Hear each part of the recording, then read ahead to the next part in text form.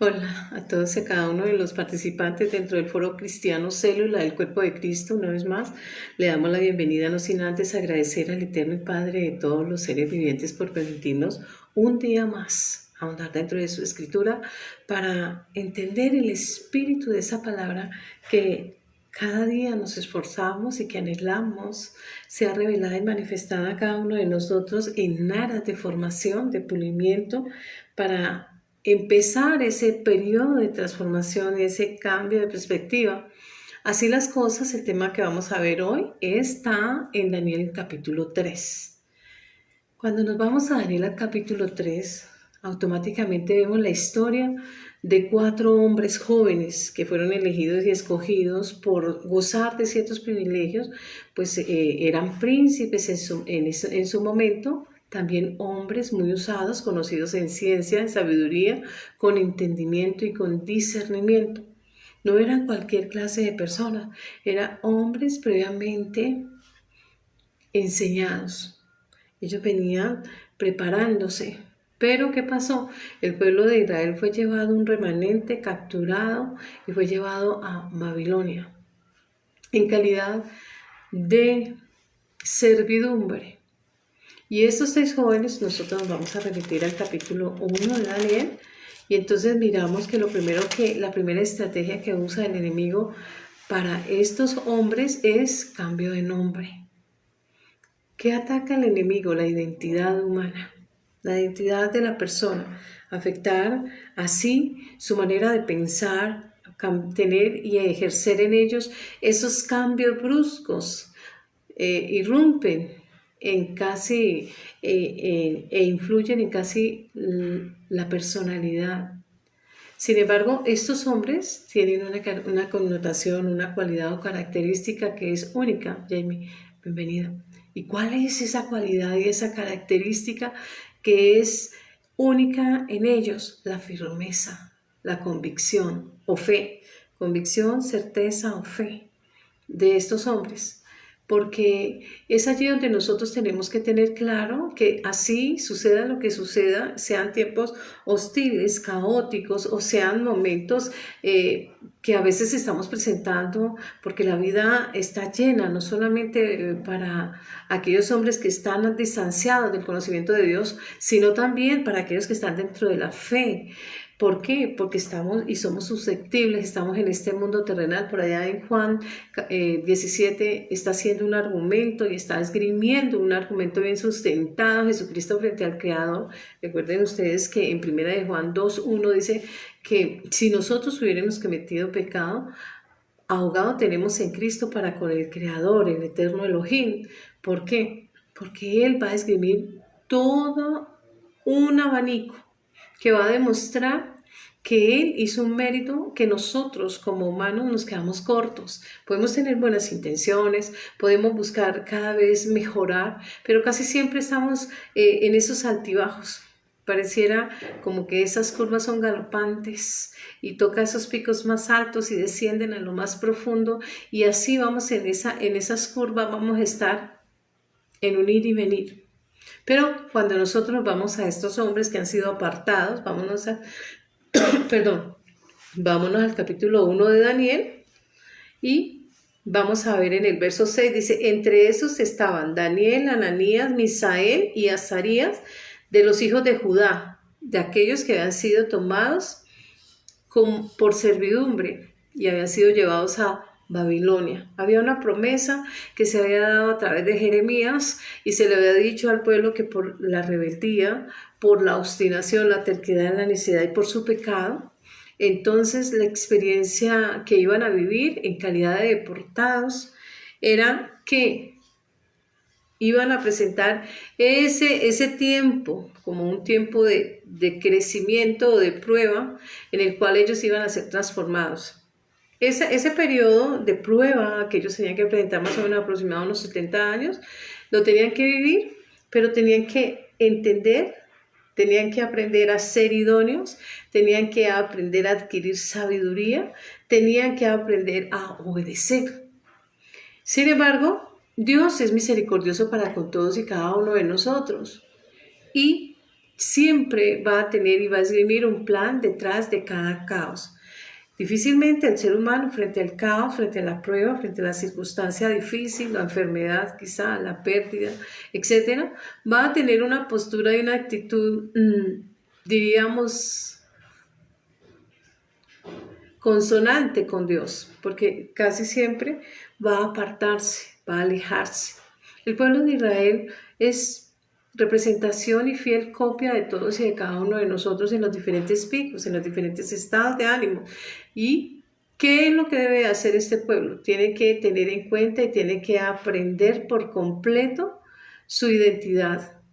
Es el pueblo de Dios y su identidad como pueblo de Dios, sus costumbres, sus usos y demás, sus principios, sus valores tienen que estar firmes, no pueden estar tan variantes, hoy sí, mañana no. Esa firmeza, que no es otra cosa que la confianza, que la certeza, la convicción o la fe, la debe presentar todo hombre o toda mujer siempre que está profesando, como lo decimos nosotros, el cristianismo. En Hechos 11:26 dice que en Antioquía esos primeros hombres que se reunían para adorar y para servir y para seguir el ejemplo de Jesucristo fueron llamados cristianos por primera vez. Así las cosas, nosotros empezamos a ver la importancia de la identidad. Nabucodonosor, un hombre frío, fuerte, de mano dura, en su momento todos y cada uno de aquellos imperios que habían sido asollados, porque era un hombre que había sido escogido bajo la premisa de martillo, de triturar, de destruir. Sin embargo, nosotros vemos que cuando el ser humano está frente a las pruebas, las adversidades, frente a las preocupaciones, las dificultades, todo eso abruma, porque nosotros somos seres sensibles, como esas personas que tenemos esos sentires, pues vamos a estar abocados según nuestras capacidades. Cuando estamos hablando del dogma, porque esto es una ventana cristiana, entonces la fe es la certeza de lo que no se ve y la convicción de lo que se espera. Es necesario creer que le hay, así nuestros sentidos digan lo contrario y la lógica nuestra humana, terrenal, diga lo contrario. Nosotros tenemos una promesa de Dios viviente y sabemos que Él es sí, es amén, porque es el dueño de todo el sistema. Y es un único Dios. ¿Por qué? Porque está fuera del tiempo, modo, espacio y lugar. Porque este mundo terrenal es transitorio. Todo lo que hay en el universo no puede contener la grandeza de Dios, es supra. Nuestro entender es limitado, es finito, frente a la infinitud, la eternidad de Dios. Por ahí en Eclesiastés vemos nosotros 3:11 que nos habla de que el ser humano vive toda su vida sin alcanzar a entender esa eternidad que Dios ha puesto al interior nuestro. Porque cuesta desde nuestra finitud adquirir medianamente esa percepción de lo de Dios. Para en Isaías 55:11 dice, y 8 dice, porque mis pensamientos no son vuestros pensamientos, ni mis caminos vuestros caminos.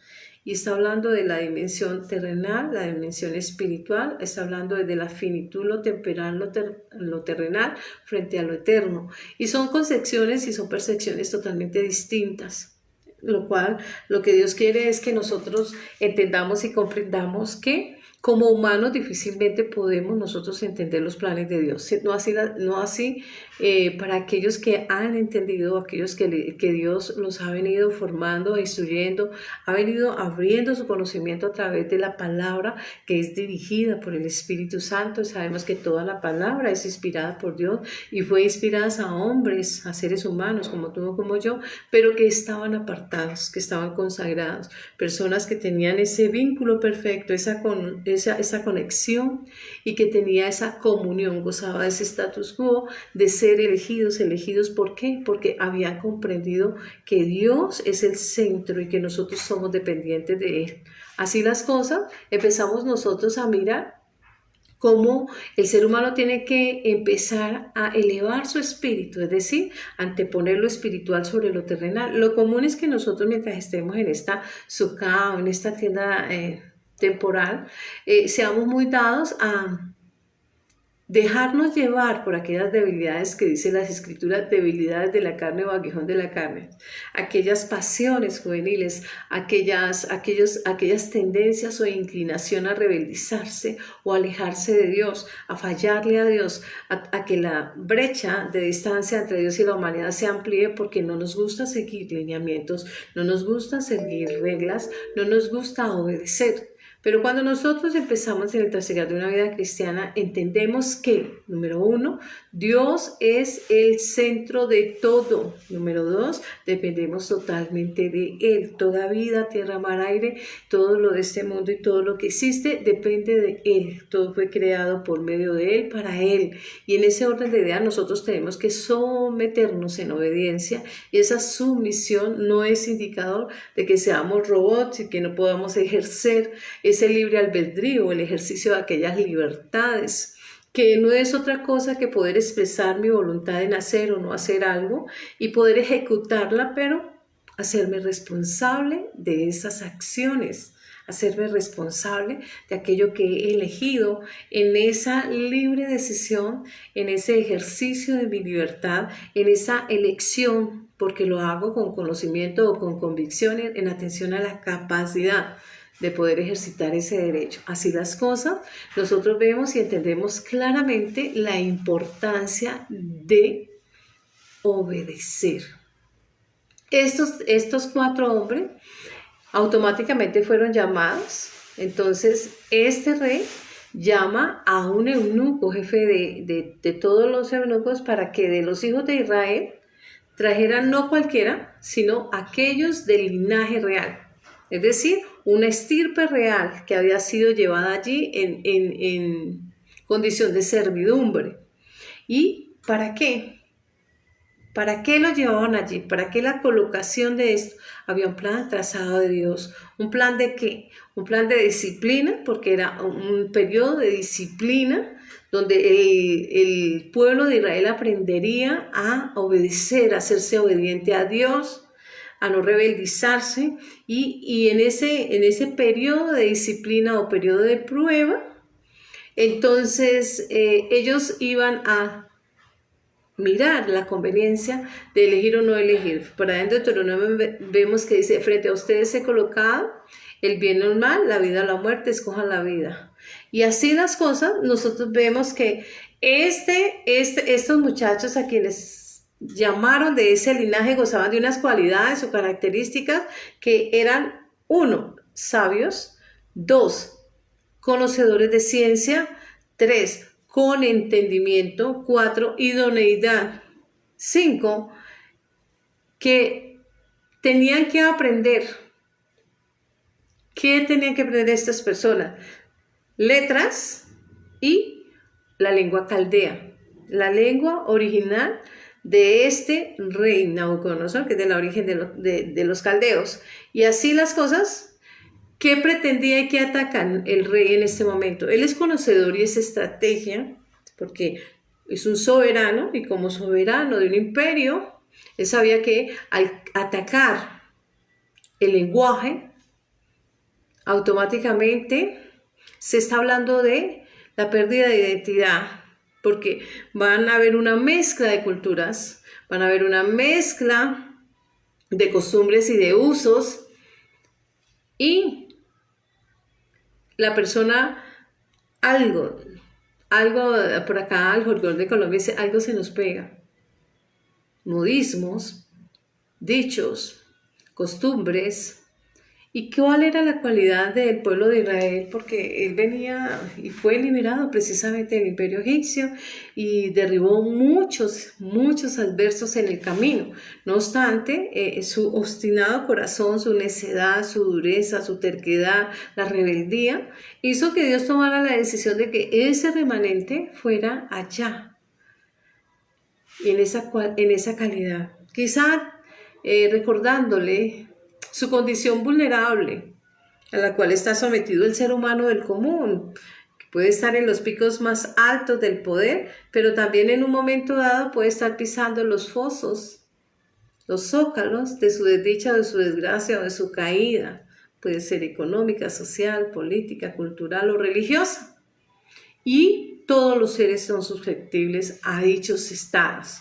Así las cosas, entonces vemos que estos 4 hombres que fueron elegidos, ¿para qué? Para hacer presencia al lado del rey, los iba a ocupar en una labor determinada, por eso tenían que ser eruditos, en cierta manera, en entendimiento, en ciencia, en sabiduría, en conocimiento y idoneidad, para que pudieran estar en ese cargo, en esa función como tal.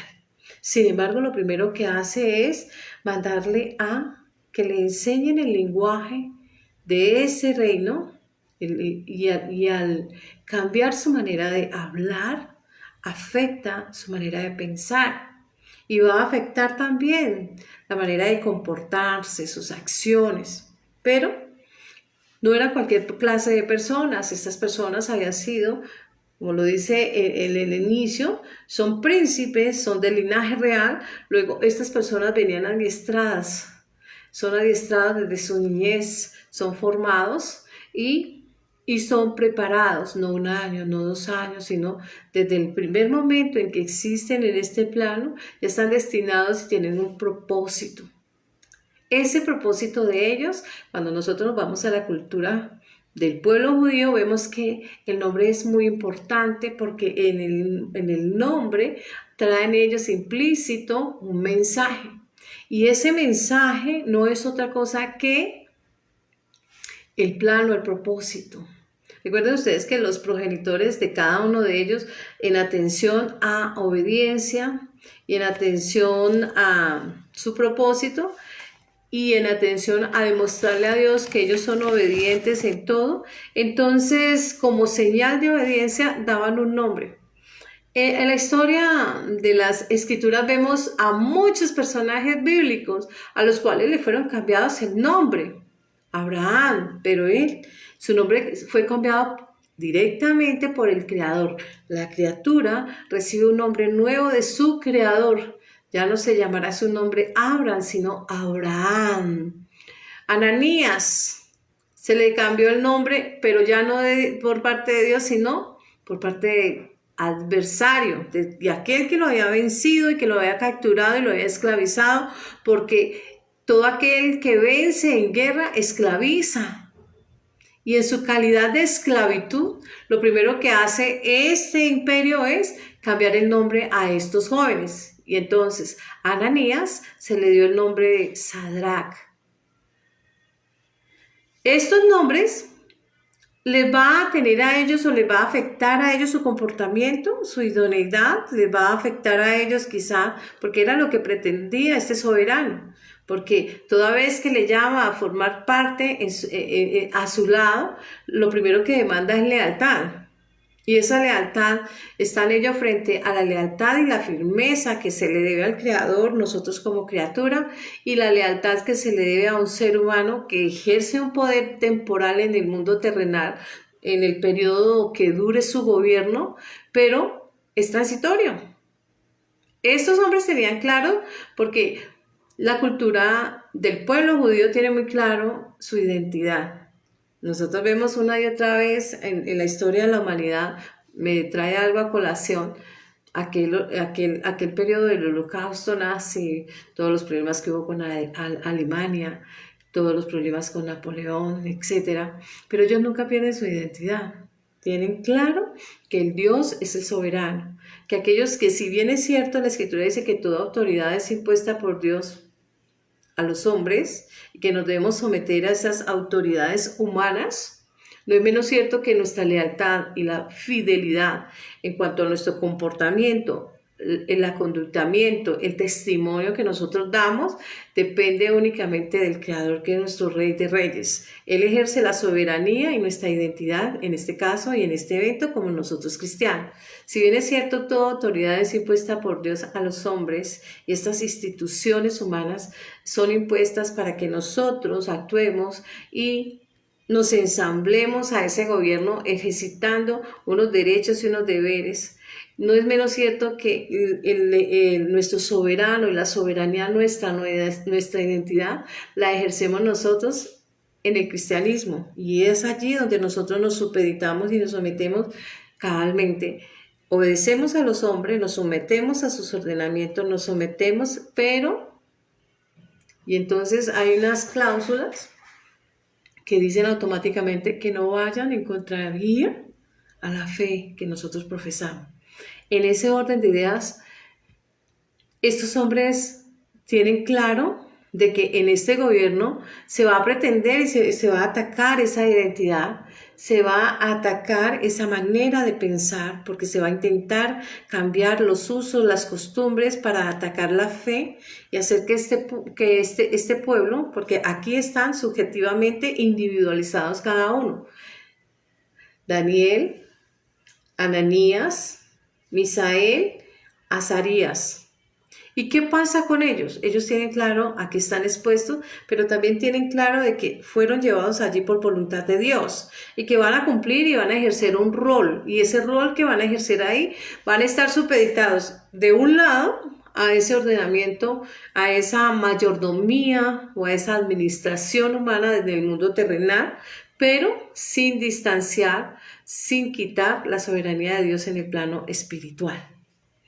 Esto es lo que sucede en muchas ocasiones. Hay muchas personas que se enfrentan en ese dilema, más que todo en determinados países donde se profesa una fe, un credo distinto y que se obliga a las personas a renegar o alejarse o a no predicar la fe cristiana. Así las cosas, el buen entendimiento es muy importante a la hora de hablar de esa fe firme. No es una fe tambaleante o galopante, sino una fe certera, creyendo y sabiendo que cada promesa que Dios ha dado a través de todos y de cada uno de esos profetas, cada una de esas palabras tiene fiel cumplimiento, porque Dios no es hombre para que mienta, ni hijo de hombre para que se arrepienta de aquello dicho. Y aquello dicho es ley, y aquella ley se cumple, sí o sí, porque ese es el poder de cada palabra que sale de la boca de Dios. Así las cosas, cada uno de ellos que fue previamente preparado y que sabe y tiene conciencia de que va a durar un tiempo de transición en ese proceso de disciplina, en ese proceso en el cual se les permitió a ellos llegar en calidad de servidumbre. No es menos cierto que ellos tienen la fe, la convicción de que Dios no los ha abandonado, que solamente es consecuencia de esas acciones, consecuencia de la insubordinación o de la rebeldía, consecuencia de aquellos fallos, aquellas falencias que una y otra vez estaban mostrando, que Dios decide mandarlos en ese periodo de aprendizaje. Nosotros hoy en día podemos decir que a veces enfrentamos circunstancias y son circunstancias adversas. Pueden ser situaciones económicas, políticas, sociales, religiosas, pueden ser afecciones en la salud, puede ser la pérdida de un familiar. Cualquiera sea su situación, debe tener claro que Dios tiene una promesa. Si ustedes se van al libro de Isaías 41 y 8 y sus siguientes, van a ver que hay una promesa que dice: no temas, yo te he escogido, porque te llamé de los confines de la tierra y de tierras lejanas te escogí y no te deseché. No temas, porque yo estoy contigo, y no desmayes, porque yo soy tu Dios. Siempre te ayudaré, siempre te sustentaré con la diestra de mi justicia. Entonces, y esa diestra es Cristo, un acompañamiento permanente, como lo haría cualquier padre de familia frente a su criatura, con el objetivo de cuidado de proteger, cuidar, enseñar, educar, disciplinar, formar, pulir, tallar, enseñar. Esas cosas son las que hace Dios en el acompañamiento permanente hacia nosotros, los seres humanos, un acompañamiento arduo. ¿Quién toma distancia? El hombre. Se aleja como ese hijo pródigo que un día decide alejarse de casa para vivir desbordadamente, sin límites, para hacer lo que él considera que es lo mejor. Pero ¿qué es lo que con el trasegar de los días él aprende? Que es una serie, un cúmulo de desaciertos, porque en palabras de Cristo dice: sin mí nada podéis hacer. Entonces, Ahí aprendemos la necesidad de ese acompañamiento y esa mano invisible de nuestros padres frente a nosotros. Si nosotros, seres humanos y progenitores de nuestros críos, damos un fiel acompañamiento a ellos, aún no importa de que ellos sean mayores de edad, no importa de que excedan los límites de la edad, porque nosotros sabemos que somos nosotros sus progenitores y siempre le vamos a amar y siempre vamos a estar atentos y siempre vamos a estar cuidando hasta el último día de nuestra vida, porque tenemos claro cuál es ese rol y que ellos son parte de nuestra, que son la elongación de nosotros y es un modo de vencer nosotros el tiempo. Así las cosas, empezamos a entender ese propósito de Dios frente al ser humano. Él no lo abandonó a su suerte. Él no es ese padre irresponsable que abandona a sus hijos a su suerte en razón o en atención a su egoísmo, en atención y en atención a su maldad, a su falta de destreza o de habilidad, qué sé yo. Él es un padre de familia que está comprometido con su criatura y le va a dar ese acompañamiento permanente, le va a enseñar, le va a aplaudir cuando le tenga que aplaudir, pero también le va a disciplinar cuando haya lugar a ello. Así las cosas, empezamos nosotros a ver que estos hombres tienen claro que van a estar un lapso de tiempo y que van a estar en esas condiciones. Solo demandan a este hombre que goza de un estatus, es decir, a él tiene un rango, a pesar de que es eunuco, él va a tener un rango que le va a decir y va a cumplir y va a ejecutar en ellos su alimentación, pero también se va a ocupar de quién les va a enseñar letras o el idioma o el lenguaje. ¿Y quién le va a enseñar esas costumbres de ese pueblo en el cual ellos apenas están adentrando a su cultura, están adentrando a sus usos y costumbres y demás?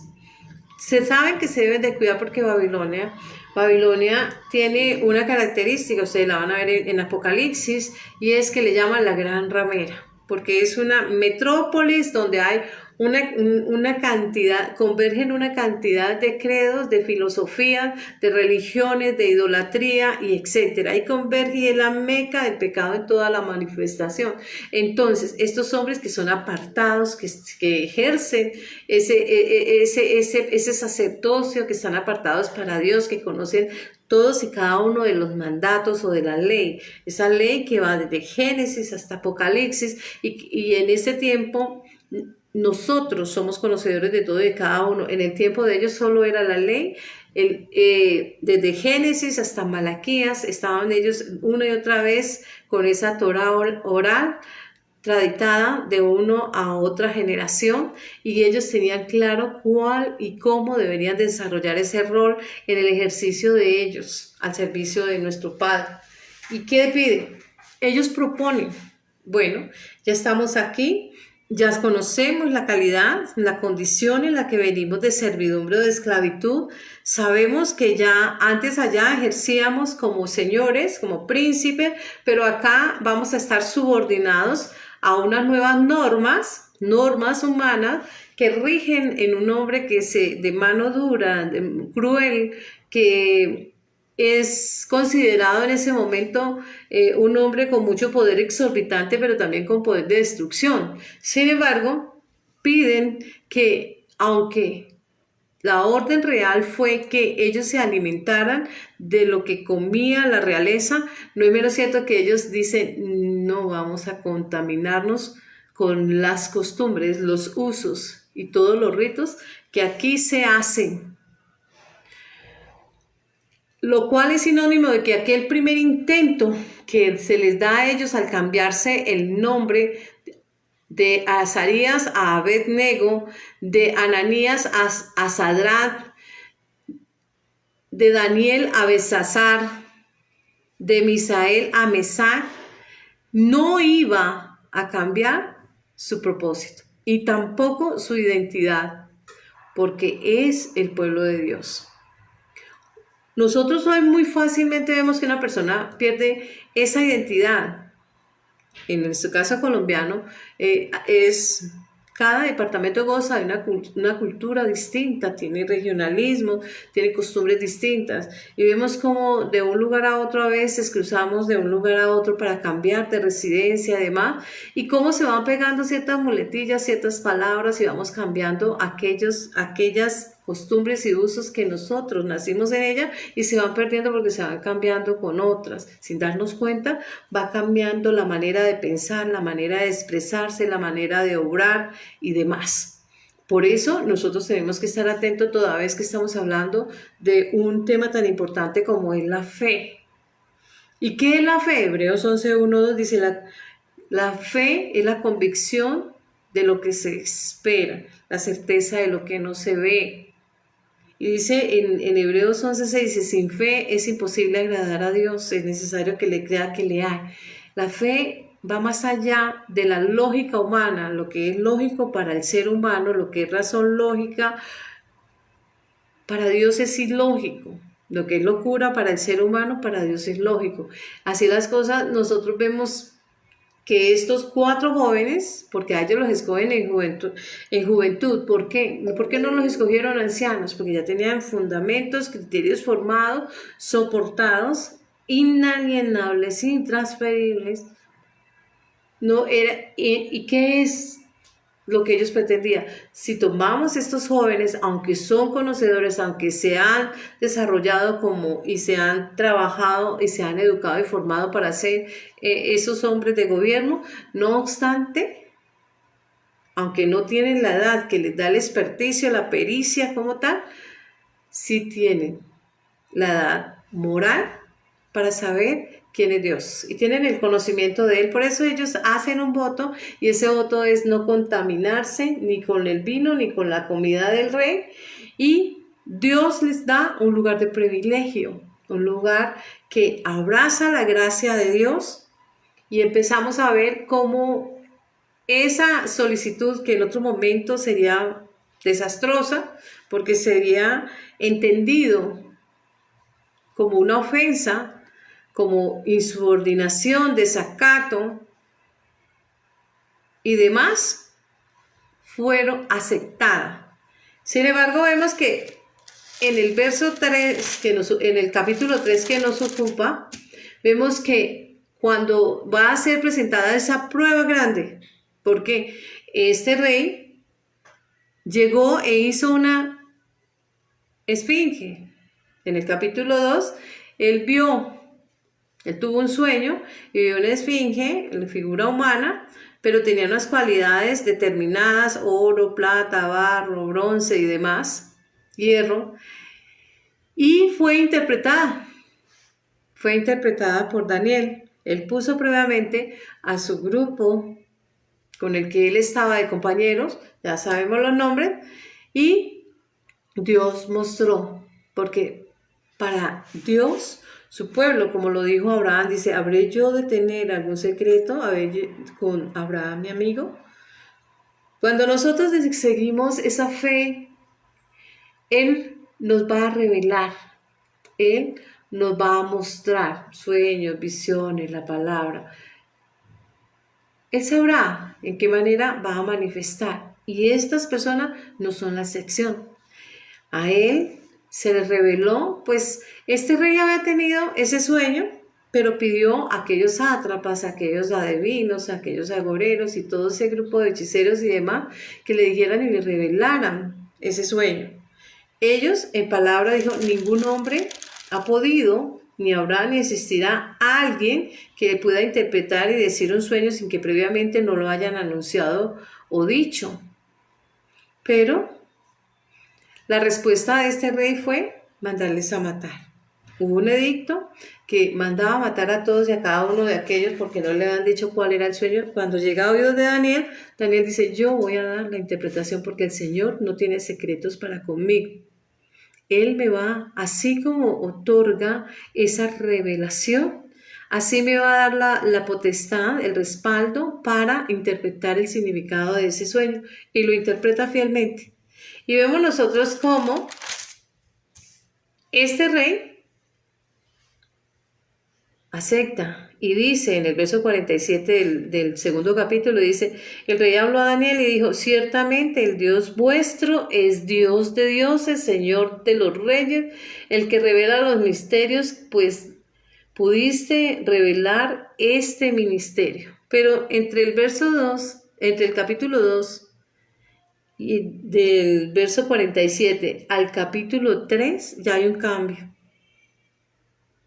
Porque ya está esa estatua de oro, ya está allí, y lo que hizo este rey es dar un edicto que todos los que estuvieran allí en ese gobierno tendrían que presentar votos, tenían que presentar reverencia a esa estatua. Y los sátrapas, que no estaban muy contentos con el cargo y lo que había hecho Daniel, entonces miraban ocasión de servir de tropiezo y hacer caer de la gracia de ese rey a estos hombres. Por lo cual vemos nosotros en el capítulo 3 cómo estos hombres van y acusan a 3 de ellos, menos a Daniel, porque no dice la escritura y allí no anuncia. Tampoco estuve por ahí mirando en el Talmud, pero tampoco registra por qué no estaba Daniel con ellos. Sin embargo, Ananías, Misael y Azarías fueron increpados por el rey frente a la acusación de los sátrapas. ¿Para qué? Para que adorara dicha imagen, que tenía con antelación una connotación que llama mucho la atención, y era que después de oír unos instrumentos musicales, arpas, tamboriles, flautas, zampoña, salterio, es decir, generaban un ambiente de adoración a esa esfinge, y todos tenían que tirarse al piso, presentar reverencia y adorar a esa imagen. A lo cual ellos contestan, no lo haremos. En el verso 17 del capítulo 3 dice y contesta Sadrach, Mesach y Abednego. En el verso 16 dice, y dijeron al rey Nabucodonosor diciendo, no es necesario que respondamos sobre este asunto. Esto sería frente a otro momento y en otra situación, generaría hasta la muerte de estos seres. Sin embargo, ellos, firmes a su fe, leales a su Dios, porque eso es lo que demanda Dios, esa fidelidad, esa lealtad, esa exclusividad. Él es nuestro Señor, dueño y amo, nuestro Creador. Emergemos de Él y retornamos a Él. Aunque ocupemos este mundo temporal terrenal en un periodo de 120 años, Génesis 6:3, no obstante, nosotros somos algo más que un segmento de la fracción del tiempo, porque hemos sido creados y diseñados para ser eternos. Este momento y esta fracción del tiempo es en atención a aprender a ser obedientes, a cumplir el propósito y para procrearnos, crecer espiritualmente, madurar espiritualmente, aprender a obedecer. Así las cosas. Dice, he aquí nuestro Dios a quien servimos puede librarnos del horno de fuego ardiente, y de su mano, oh rey, nos librarás. Y si no, sepas, oh rey, que no serviremos a tus dioses, ni tampoco adoraremos a la estatua que has levantado. Entonces, la respuesta de este rey fue llenarse de ira contra estos 3 hombres, y ordenó que calentasen el horno 7 veces más de lo acostumbrado. ¿Por qué 7 veces más? El número 7 habla de lo espiritual, del nivel espiritual. El número 7 habla del día del reposo. El número 7 o Shabbat habla de esa elevación espiritual donde se antepone lo espiritual frente a lo terrenal o a lo humano. Sin embargo, lo que pretendía este hombre era de alguna manera darles tiempo para que ellos dudaran, darles tiempo para que recapacitaran y tomaran una decisión mientras se calentaba este horno a tal temperatura que dice que aquellos hombres que le iban a enviar a estos allá mueren incinerados en ese intento de enviarlos a ese foso de fuego ardiente. Pero lo que pretendía este soberano era que ellos, al ver todo esto, tuvieran un tiempo de reflexión y pudieran dar marcha atrás de su intento de fidelidad, de lealtad, de exclusividad frente a Dios. Así las cosas, nosotros podemos ver claramente que el enemigo siempre va a esgrimir y va a atacar al ser humano para que dude de esa fe, para que dude de esa fe firme que profesa al Creador. Recordemos que para eso es que somos nosotros preparados y tenemos todos los días un compromiso, porque es un trabajo mancomunado de Dios con nosotros, y nosotros también hacemos nuestra parte al disponer nuestro corazón, apartar nuestro tiempo para aprender de ese reino, para aprender de los comportamientos y las conductas y los lineamientos que nosotros, en atención a profesar ese cristianismo, debemos seguir. Y esos lineamientos y esas instrucciones o esos consejos nos van a decir a nosotros qué es aquella conducta apropiada, cómo obedecer cada uno de esas leyes, estatutos, ordenanzas, decretos que tenemos nosotros que realizar. Y somos nosotros los abocados y los llamados a conocer de ese reino espiritual, desde este mundo terrenal, y nos apartamos para esto. Así las cosas, vemos que el enemigo es muy hábil y muy diestro siempre en hacer que el hombre dé marcha atrás. Vemos cómo en Génesis 3, Eva, que representa a ambos géneros, ella fue fielmente confundida. ¿Y por qué fue confundida? Porque se usó un juego de palabras. Fue un juego de palabras que al hablarlo pareciera que no tiene trascendencia. Pero cuando nosotros ponemos atención, porque nuestra escucha no es oír por oír meramente ruidosos sonidos o ruidosas voces o demás, sino que escuchamos y llevamos al laboratorio del entendimiento, interiorizamos y reflexionamos y representamos bien, luego acertamos al sentir y tomamos la decisión de hacer o no hacer. Ella fue confundida, ¿por qué? Porque le dice, no es cierto. No solamente está haciendo parecer a nuestro eterno Padre como mentiroso, sabiendo que el padre de la mentira es el enemigo y que él vino a matar, a robar y a destruir, y que él es el príncipe de la mentira, sino que dijo, seréis como dioses.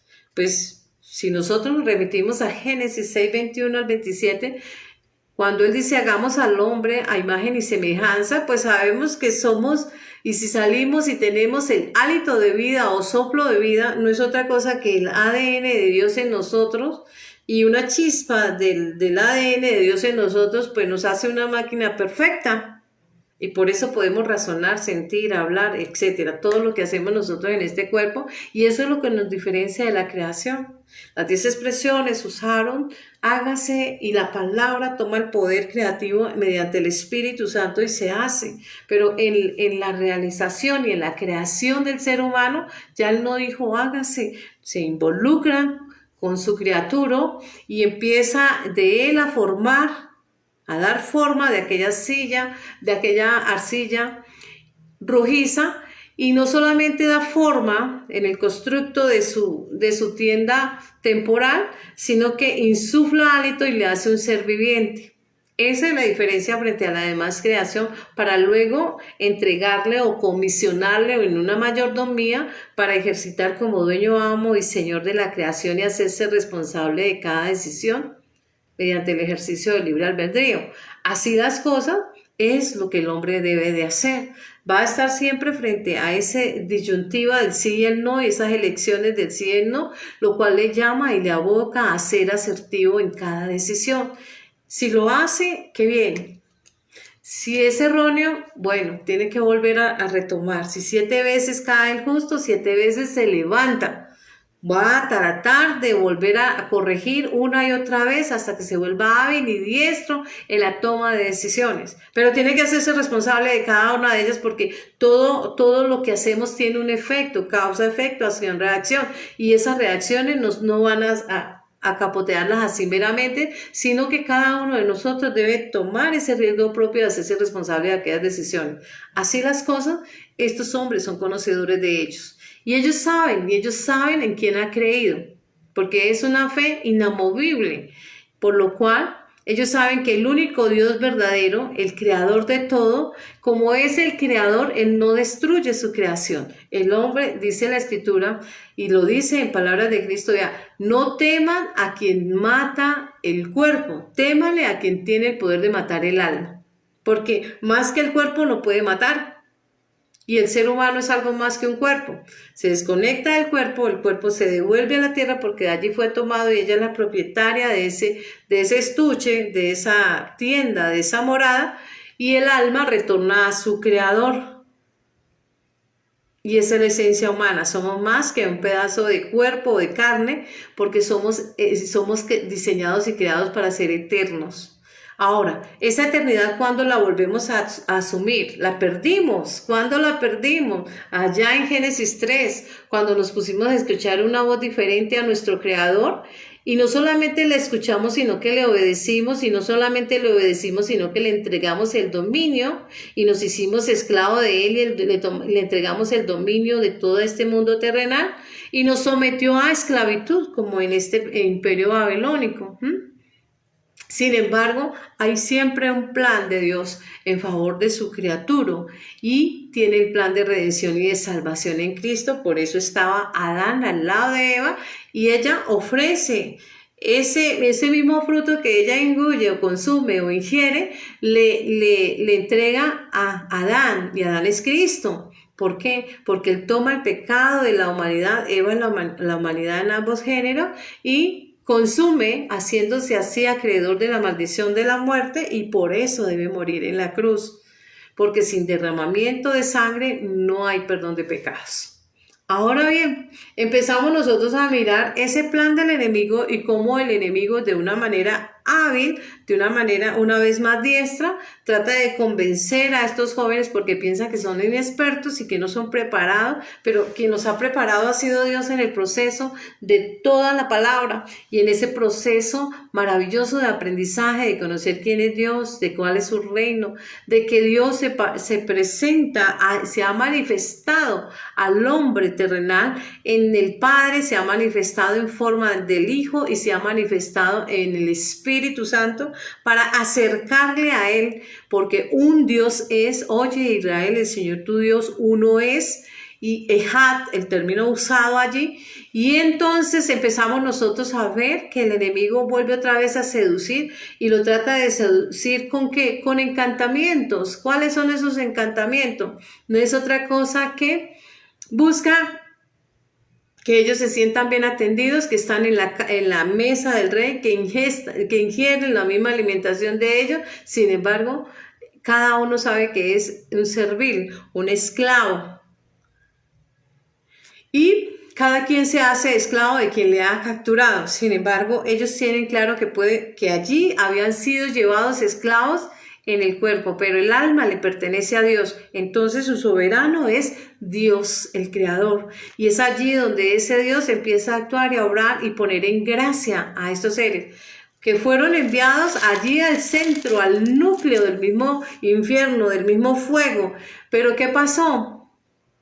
Mientras aquellos hombres que le introducieron en el horno fueron quemados, incinerados automáticamente, a estos hombres el fuego no tuvo el poder de lastimar, lesionar, dañar, alterar su condición, sino que fueron guardados de ese fuego a tal grado de que ese rey que los había condenado a muerte, y una muerte cruel, característica de su personalidad, sin embargo, vio que él no tenía el poder sobre la vida de esos hombres porque el Creador había decretado algo distinto y no podía tocar a estos hombres nada del mundo terrenal. Por lo cual les llama que vengan a él, y aquellos siervos que confiaron en el Creador, que no le sirvieron a los hombres, que no buscaron la validación humana, que no buscaron congraciarse con este grupo de personas, por más que dijesen o pensasen ellos mismos y estuvieran convencidos de que ostentaban un poder inalcanzable, intocable y demás, le demostraron que hay un ser supremo que es quien decide quién vive, quién muere, y es el dueño y el autor de toda la creación, que lo demás es porque lo ha dispuesto Dios o lo ha puesto, bien sea para disciplina o para construcción del constructo de la fe y del conocimiento, para la firmeza de esta, o para que el hombre vaya adquiriendo experiencia o para que el ser humano cambie de su manera de pensar y se someta en obediencia, y en esa señal de sometimiento o de arrepentimiento o de retorno a Dios, confese y profese esos pecados y se aleje de ellos, se arrepienta y retorne a Dios como ese hijo pródigo. Así las cosas, nosotros vemos un plan de redención y salvación que está inmerso en ese paquete que llama redención, en ese paquete que llama misericordia y compasión. Por eso vemos una y otra vez al Mesías y sintió compasión de las multitudes que andaban como ovejas que no tienen pastor. Y él dijo, he aquí, yo soy su pastor. Salmo 23:1. Y ustedes van a ver una y otra vez él buscando ese redil. Y no le importa si es que aquella oveja está lastimada, lacerada, o está sucia, o si está perdida, o si está desconcertada, si está tribulada. Él va en búsqueda de ella y la trae en su regazo, la retoma, venda sus heridas si haya lugar a ella, o la limpia si su lanaje está sucio, la hermosea, la talla y vuelve y la trae a su rebaño, la incorpora a su cuerpo. Esto es darse cuenta que aunque muchas personas intenten cambiar su nombre para olvidar todos aquellos orígenes, olvidar todo aquello que considera por alguna razón que no le hace bien a su ser, no es menos cierto que no puede borrar su origen. Van a ver, solamente se va a integrar a esa nueva identidad, va a traer unos resultados algo nuevos socioculturales y demás, pero que si yo sé de dónde vengo y conozco mis orígenes y tengo esa fe firme y esa convicción, yo no voy a perder mi identidad. Lo que voy a hacer es que voy a afirmarla, voy a trabajar en ella, voy a hacerme cada vez más fuerte, con más carácter, y voy a entender que Dios tiene un plan trazado. Luego, estos hombres que usaban esa estrategia para someter, para esclavizar y para alejar de la verdad, alejar de Dios, no tuvo resultado. Todo lo contrario. Ese rey engrandeció a Sadrach, a Mesach y a Abed-nego y produjo una nueva sentencia. ¿Cuál fue esa sentencia? Que aquellos que habían conspirado contra ellos encontraron sus casas hechas un muladar, destrucción. Esa arma fue como un boomerang que se devolvió con más fuerza, con más ímpetu y acabó con su existencia. ¿Por qué? Porque todo lo que deseaban hacer a estos hombres que habían sido seleccionados, previamente preparados en un constructo de la fe, que habían sido enseñados para servir en obediencia a Dios, sabían a quién servían, para qué habían sido diseñados, conocían ese propósito y decidieron ejercitarlo. Eso es la identidad cristiana.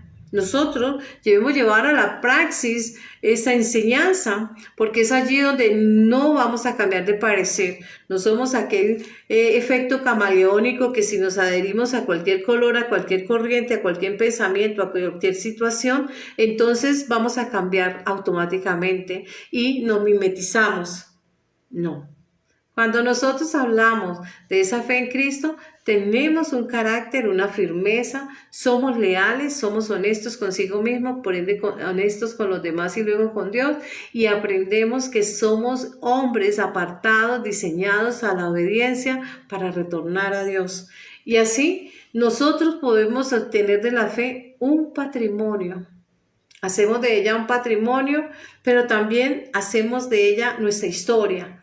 También hacemos de ella una cohesión social, pero vamos a afectar a otros de manera positiva, porque sabemos que nosotros al hablar con otra persona, somos los que vamos a afectar a ese otro de manera positiva y no ellos a nosotros de modo negativo. Así las cosas, entendemos ¿cuál es ese propósito de Dios? Estamos siempre dispuestos a mantenernos firmes en el trasegar de nuestra vida en todo y en cada uno de aquello que hemos proclamado. En Mateo 28:20 dice, yo estaré con vosotros todos los días hasta el fin del mundo. Esa es la promesa, un acompañamiento permanente. En 1 Corintios 4:2 dice lo siguiente, ahora bien, se requiere de administradores, cada uno debe ser hallado fiel. Habla de esa exclusividad hacia Dios, habla de ese apartarse para Dios, de esa lealtad, de esa honestidad para con Él. Así las cosas, tenemos esa promesa y es una promesa que todos y cada uno de nosotros somos abocados y tenemos esa vocación de herederos, de hijos e hijas de Dios, porque así lo dice en 1 Juan 5:1, dice que todo aquel que cree que Jesús es el Cristo es hijo o hija de Dios. 1 Juan 1:12 dice que a los que le creen y le reciben como Señor son hechos y constituidos hijos e hijas de Dios.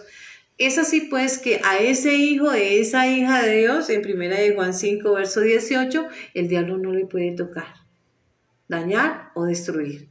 Bendito el nombre de nuestro Señor Jesucristo. Luego, ¿qué significa esa fidelidad a Dios? Que nuestra naturaleza es inmutable, invariable.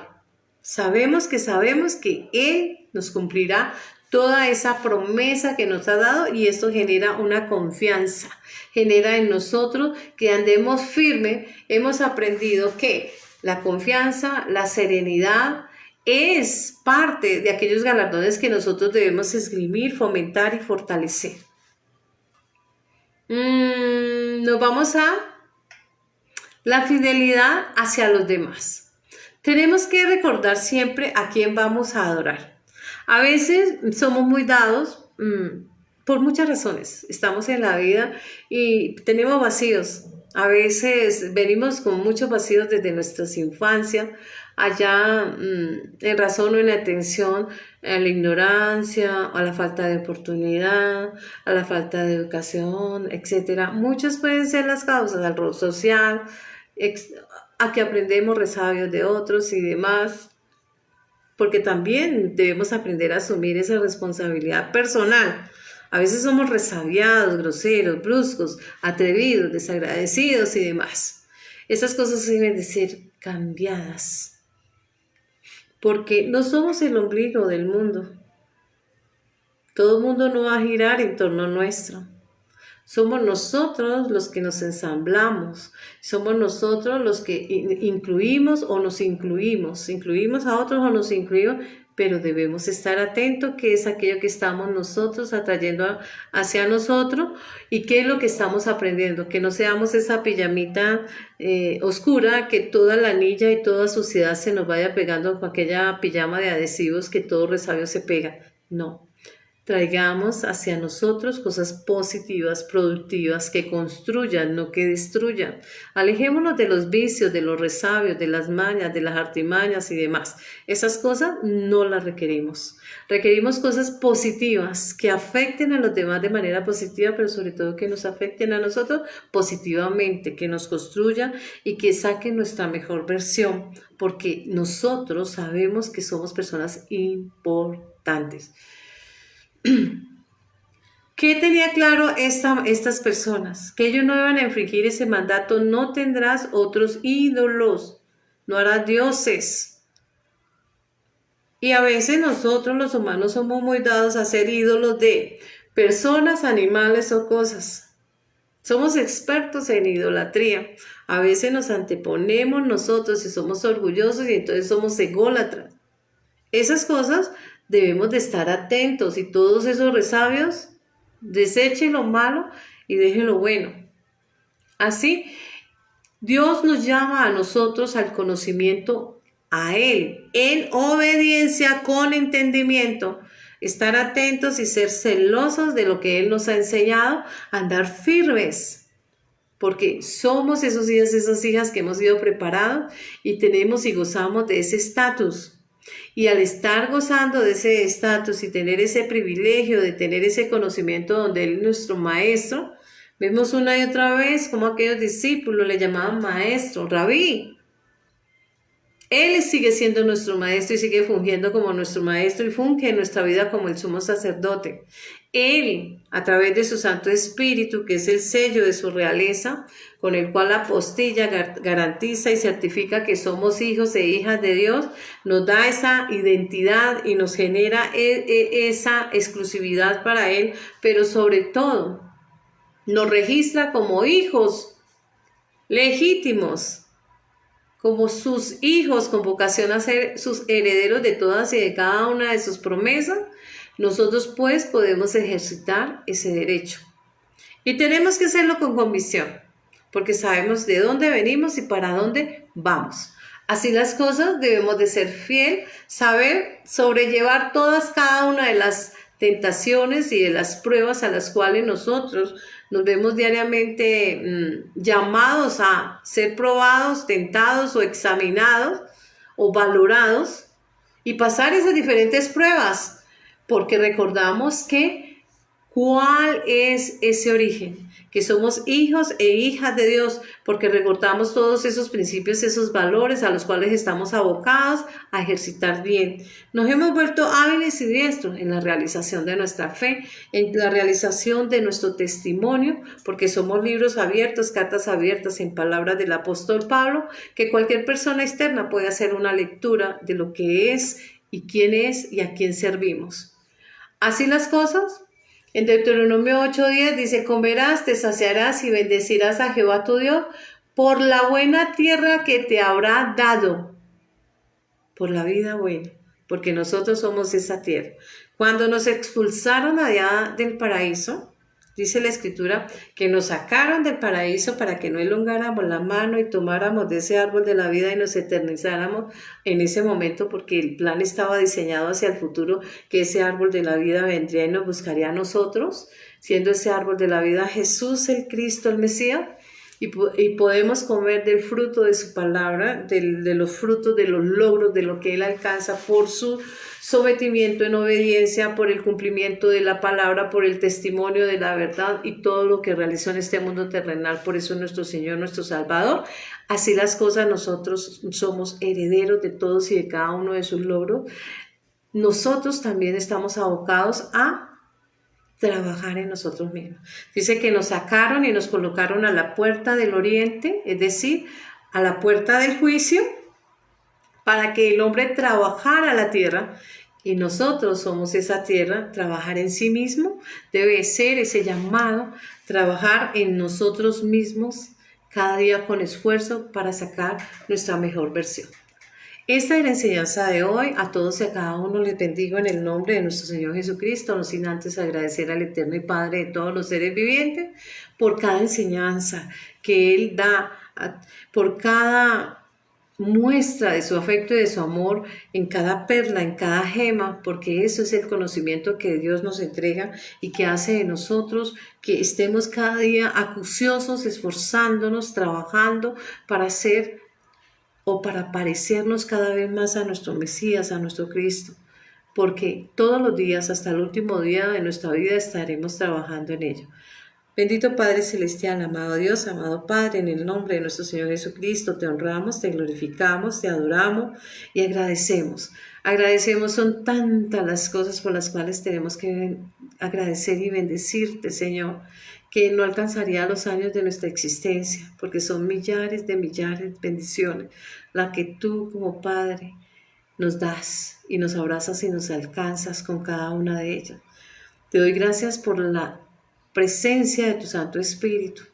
Te doy gracias por enviar a mi Cristo como Señor y Salvador, por la revelación de tu palabra, porque revelas el sentido de tu palabra, Señor. El espíritu de esa palabra ha sido manifiesto, Padre de la gloria, y es el alimento que nutre nuestro paladar, Señor, y que nosotros cada vez que nos alimentamos de ese alimento que pones en la mesa de la salvación, nosotros aspiramos cada vez más, Señor, a hacernos obedientes, a parecernos más a ti. Ayúdanos a querer lo que tú quieres, a buscar lo que tú buscas en nosotros, a ser obedientes, Señor, y ayúdanos, Señor, a ser nuestra mejor versión. Bendice nuestros hogares, bendice nuestra nación, bendice a todos y a cada uno de los países, en especial a aquellos que se encuentran en este momento en beligerancia, Señor, porque hay muchos niños, jóvenes, hombres, mujeres que caen diariamente, Señor, y que no ven alcanzado y cristalizado, Señor, sus anhelos y sus sueños. Perdona, Señor, el egoísmo, perdona el orgullo, la altivez, la arrogancia y todo aquello que nos aleja de ti. Y cierra la brecha a estas cosas, Señor, para que nosotros podamos tener el conocimiento y el entendimiento de lo que tú eres, lo que representa y lo que somos para ti, Señor. Vasijas de uso, vasijas de obediencia, receptáculos de tu gloria. Gracias, Señor, en Cristo Jesús. Amén, amén y amén. Bendición para todos.